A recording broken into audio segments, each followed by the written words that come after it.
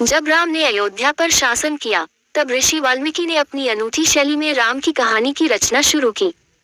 उनके साहित्यिक और काव्य कौशल को 100 सर्गों के उत्तराकांड के अलावा 6 कांडों में विभाजित 24,000 श्लोकों में प्रदर्शित किया गया है।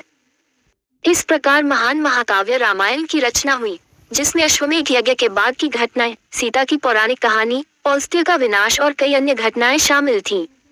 अपनी इच्छा पूरी करने के बाद वाल्मीकि अब सोचने लगे कि इसका प्रचार कैसे किया जाए। जब वह विचार कर रहे थे, तो जुड़वा भाई लव और कुश तपस्वियों की वेशभूषा में महान ऋषि के पास आए और उनके पैर छूकर उन्हें प्रणाम किया।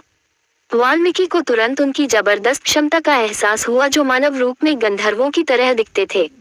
सुंदर रूप और शुभता से संपन्न वे राम की जुड़वा छवि के समान थे। आदरणीय ऋषि ने उन्हें वैदिक ज्ञान के छात्रों के रूप में स्वीकार किया और उन्हें वेदों के पोषण और रामायण के गायन के उद्देश्य से दीक्षा दी।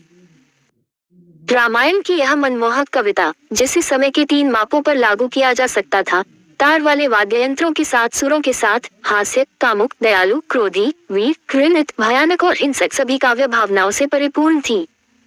लव और कुश ने महान तपस्वियों और दृष्टाओं की उपस्थिति में धर्म पर आधारित अब तक की सबसे महान मनमोहक कहानी का दोषरहित उच्चारण किया। मंत्रमुग्ध विद्वान ब्राह्मणों और संतों ने उनकी सराहना की और आशीर्वाद दिया। एक अवसर पर महान संतों की सभा में एक ही प्रस्तुति में विस्मय और आश्चर्य के साथ मंत्रमुग्ध प्रस्तुति सुनी गई, जिसकी वे लगभग कल्पना कर सकते थे। खुशी से अभिभूत होकर उन्होंने इसकी उत्कृष्टता के लिए अपनी प्रशंसा व्यक्त की, उन पर प्रशंसा और आशीर्वाद की वर्षा की। उनमें से एक ने उत्कृष्ट गायकों को पानी का घड़ा और दूसरे ने छाल के वस्त्र भेंट किए। आश्चर्यजनक रूप से विशिष्ट नियमों के साथ लिखी गई यह आकर्षक कविता भविष्य के कवियों के लिए एक प्रेरणा और एक मजबूत आधार होगी, जिसे सभी संगीत नोट्स का ज्ञान रखने वाले दिव्य जुड़वा बच्चों द्वारा प्रस्तुत किए जाने से और अधिक सुंदर बना दिया गया है। जिसने भी इसे सुना उसे दीर्घायु और समृद्धि प्रदान की। ऐसा हुआ कि एक दिन राम की नजर इन प्रतिभाशाली भाइयों पर पड़ी। वे उनकी दिव्य चमक से आश्चर्यचकित होकर उन्हें अपने दरबार में ले गए और उनका सम्मान किया। उन्होंने लक्ष्मण, भरत और शत्रुघ्न को उत्कृष्ट कविता सुनने के लिए कहा और कहा कि लड़कों में राजसी गुण है, हालांकि वे तपस्वी जैसे दिखते हैं।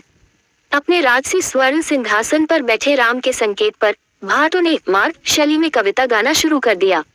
श्रोता गीत की मधुर धुन में डूब गए और राम गहराई से प्रभावित हुए, शांतिपूर्ण और ध्यान की मुद्रा में चले गए।